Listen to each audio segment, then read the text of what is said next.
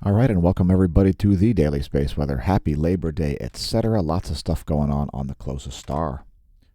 No less than 4 major sunspot groups here, and 3 of them are beta-gamma class sunspot groups. So we've got a coronal mass ejection warning in effect. We've got a solar flare warning in effect. We're expecting to see a coronal mass ejection and large solar flares coming soon.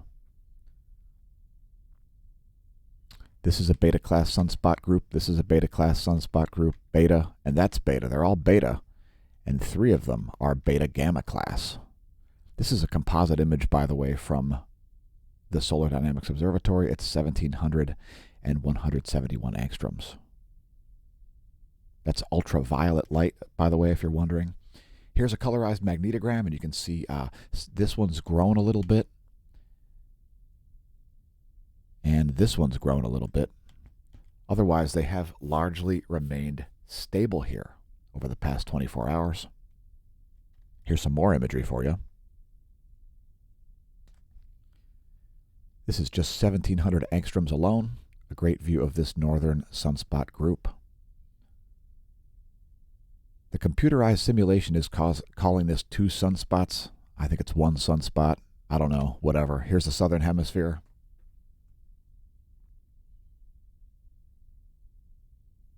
Great close-ups there of 3 significant sunspot groups.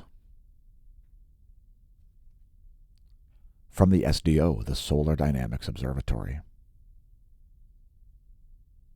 There's even more coming toward the end of the video in terms of solar imagery. First, let's blast through some data. The 10.7 centimeter radio flux has raised precipitously. It's now at 94 solar flux units. Here is the 1-year chart of that. And it's going to be way up here. The highest levels we've seen here for over 2 months. And now we're on the Space Weather Enthusiast dashboard. No space weather storms in the forecast here. Coronal mass ejections, I'm warning about them. But NASA and NOAA aren't, probably because they can't, along with everybody else on YouTube, all lagging behind. And having problems with trajectory as well. Let's take a look at seismicity here. Real quick, here's the year-to-date chart of earthquakes in bar graph form by Volcano Discovery. And here is the past 90 days. There are the last 90 days of earthquakes. And here's your USGS map. No major quakes over the past 24 hours. We did certainly see some quakes here in Western South America, including that deep 4.5 magnitude at over 217 kilometers estimated depth. Looks like the largest quake of the past 24 was nearly a 6 magnitude, this 5.9 here at Tonga.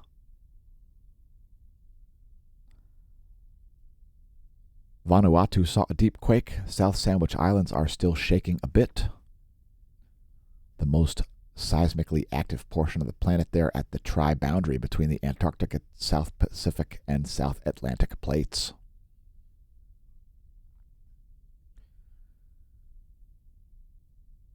South Sandwich Islands also saw a 5.7, so pretty low levels of seismicity here. Let's check volcanoes. Karimsky is certainly still erupting in an explosive fashion, producing a 20,000-foot ash plume over the Kamchatka Peninsula. That's an uptick at Karimsky from yesterday.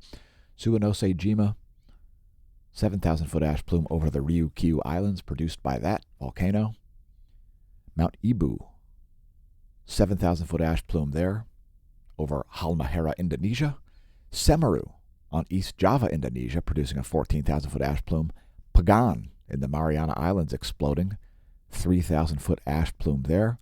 Samisa Pochnoi, ongoing eruptive activity as it explodes. It's produced a 10,000-foot ash plume over the Aleutian Islands. Popocatépetl, volcanic ash not observed in satellite. It's on my bucket list. I gotta go visit Popocatépetl someday. Fuego exploding over Guatemala. It's produced a 15,000-foot plume of volcanic ash. Nevado del Ruiz exploding over Colombia. 21,000-foot ash plume there. Revenador exploding, 17,000-foot ash plume over Ecuador. And Sabancaya, 24,000-foot ash plume produced over Peru. Let's get back to space instruments. Here's the GOES magnetometers over the past 3 days. And the GOES 16 and GOES 17 showing some disparities here. Earth has recently snapped into a North Pole current sheet. Let's take a look at that. As forecasted yesterday, the North Pole current sheet has accelerated because of all the solar activity in the southern hemisphere. 3 major sunspot groups down there have pulled the solar B field as detectable by Earth. And there you go.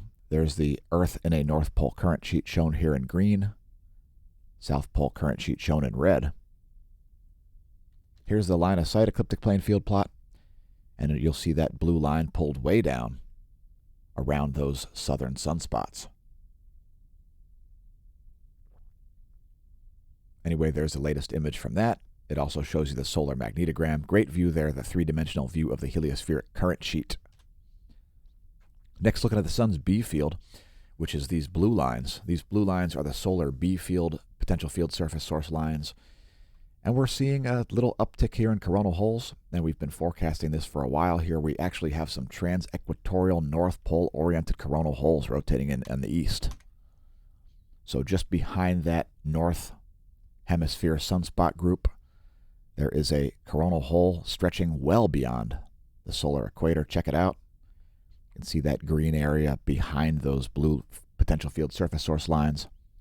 South Pole-oriented coronal hole rotating out of the Earth-facing zone here and not providing very much high-speed wind at the moment. Next, looking at possibility of flares, and it's quite high indeed. Again, we've got 3 beta-gamma sunspot groups here.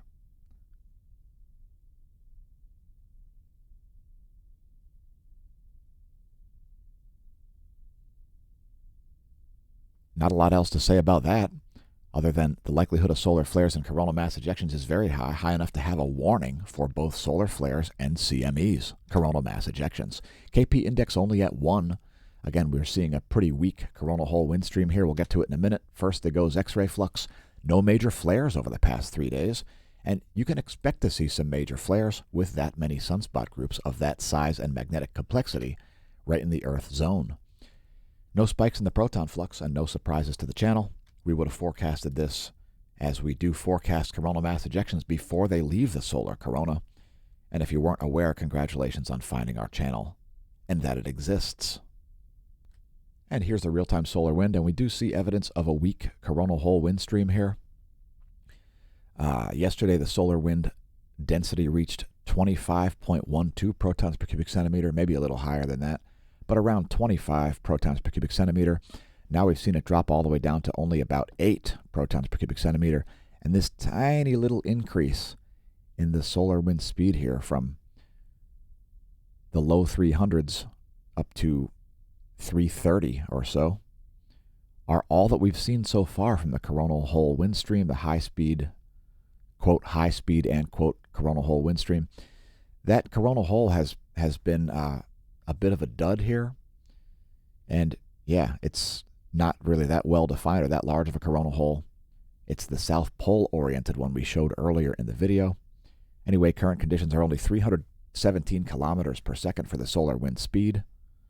Solar wind density just under 8 protons per cubic centimeter. The rest of the data unremarkable.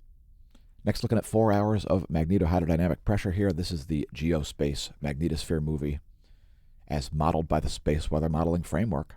Fairly homogeneous magnetohydrodynamic pressure here around the planet. A little more pressure on the magnetotail side than on the bow shock side. And you can see it getting a little more homogeneous here in the last hours of the video. That's 4 hours of data.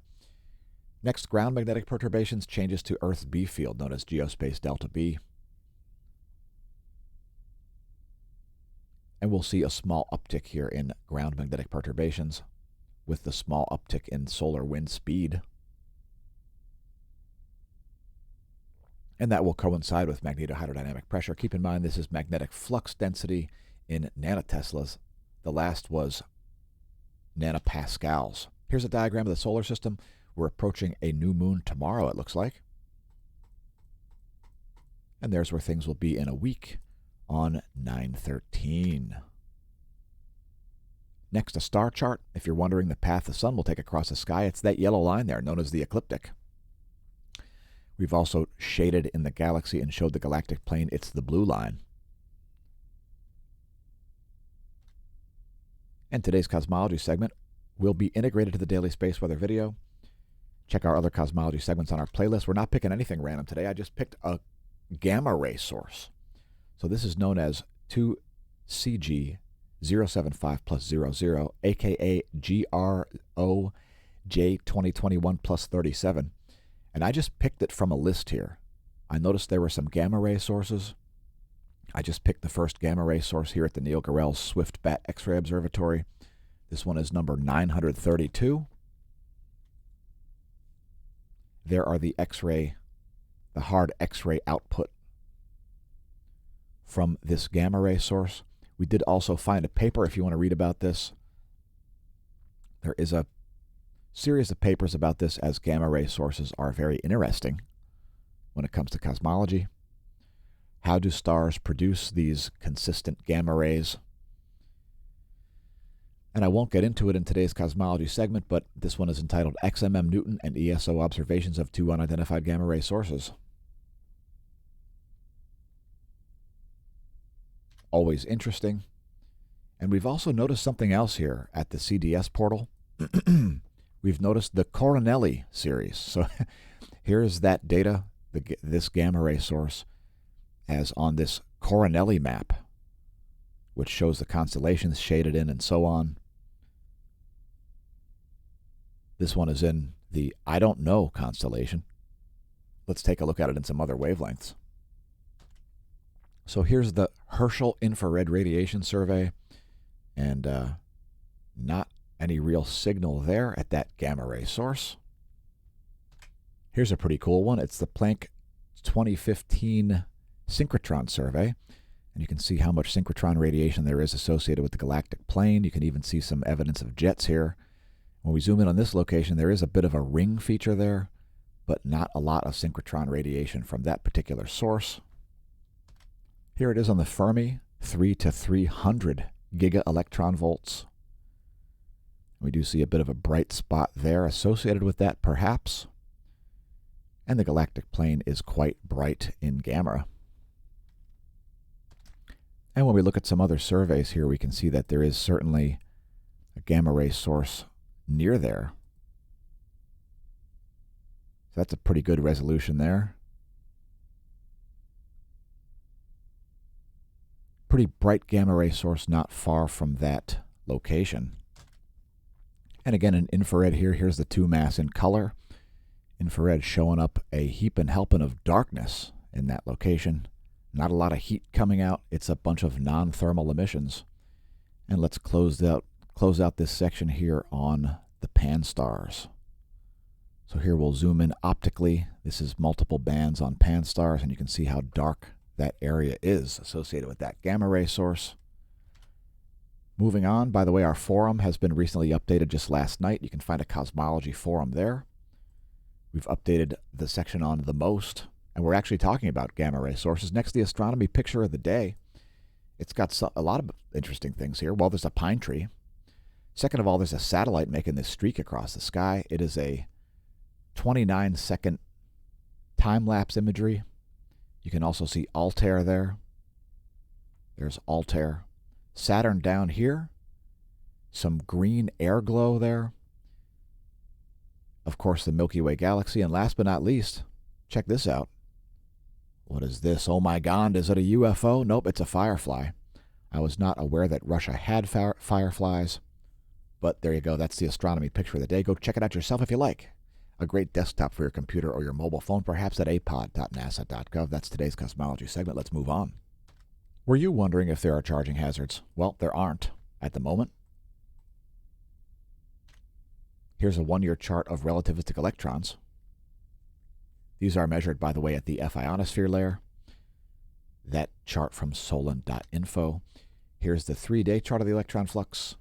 And our smAsh team and patrons may have realized that there was an electron flux warning yesterday. We updated our paid members about it. Anyway, expecting to see warning levels again today, coming soon. I would have to conjecture. And if you're a new viewer, the N's and M's are the noon and midnight local time for the GOES 16 and 17 satellites.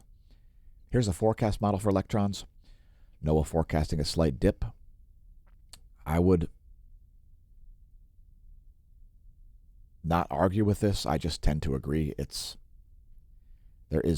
think there's some additional coronal hole wind on the way. That's all I'll say. Here's a diagram of Earth Van Allen belts. It shows distances in miles. Feel free to pause the video.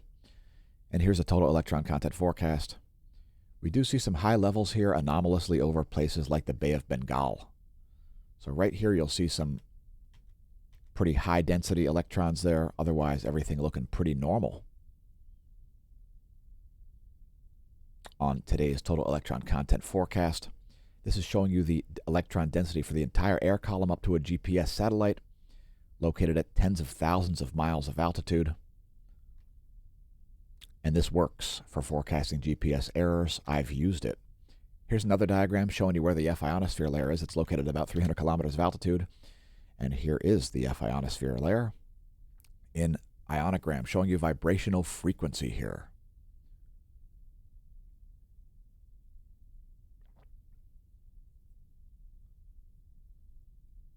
Only minor anomalies at the moment. And let's bring up the latest image here. There's the latest image. Some low frequency anomalies at the moment. Here is the anomaly map. This is, instead of showing you real megahertz, this is showing you departure or anomaly from the 30-day median in megahertz. And seeing some high frequency anomalies here in most of the southern hemisphere, actually. And some low frequency anomalies closer to the equator around places like the Indian Ocean. Here's the latest image. That's from 10:15 Universal Time. There's the ionogram. There's the anomaly map. Things looking quite normal at the moment. And our meteorology segments typically premiere before our daily space weather videos. Make sure you check those out. You may learn something you didn't know yet. Here come bonus features in the form of the El Teide Spain ground-based solar observatory. Here's what's going on from El Teide, Spain, part of the National Sunspot Observatory. Again, coronal mass ejection warning and solar flare warning in effect. At least 3 major sunspot groups. There are filaments. Some of them are going to eject soon. And again, don't be surprised to see major solar flares as well. Here's the latest intensity gram. That sunspot is major. That sunspot is beta class, but not quite so major. And these two are certainly serious sunspots as well. So at least 3 different sunspot groups here capable of producing large flares. Here are the magnetic fields. I didn't memorize the numbers. To quote Einstein, never memorize something you can look up. So that's capable of producing large flares. This a little bit less so. It is beta class though. And these two also capable of producing large solar flares. Let's close things out with some more solar imagery here. Here's 304 and 1700 angstroms. 1700 and 304 angstroms, extreme UV and ionized helium here. And last but not least, here is the northern hemisphere in 304 and 171. So this is ionized helium and iron. Great imagery here in the northern hemisphere, that large sunspot group. We'll be streaming it live later to twitch.tv/smAsho. And here's the southern hemisphere. This is where we'll close things out. Thanks again for tuning in to the Daily Space Weather. Congratulations on realizing our channel exists, and may that solar wind be at your back.